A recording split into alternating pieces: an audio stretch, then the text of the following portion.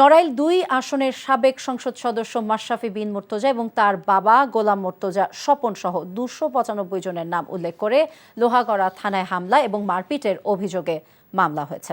গতরাতে বৈষম্য বিরোধী ছাত্র আন্দোলন নড়াইল জেলা শাখার মুখ্য সংগঠক কাজী মোহাম্মদ ইয়াজুর রহমান বাবু বাদী হয়ে মামলাটি করেন। মামলায় বলা হয়, গত ৪ আগস্ট বৈষম্য বিরোধী কর্মসূচি চলাকালে উপজেলার লোহাগড়ার সিএন্ডবি চৌরাস্তা মোড়ে ছাত্র জনতার উপর হামলা করে বেধড়ক মারপিট করে অভিযুক্তরা। শিক্ষার্থীদের ছত্রভঙ্গ করতে ককটেল বিস্ফোরণ করা হয় বলে মামলার বিবরণীতে উল্লেখ করা হয়।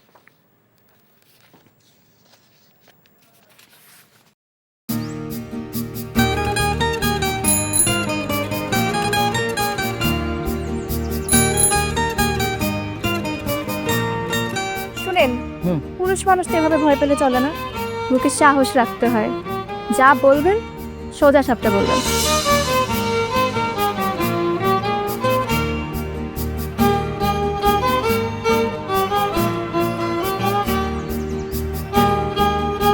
তো এই শীতে যে শীতের কাপড় ছাড়া আসছো, এটা কি ঠিক আছে? তোমাকে দেখার পর থেকে আমার জীবন থেকে শীত, গ্রীষ্ম, বর্ষা সব চলে গেছে, শুধুমাত্র তুমি আছো।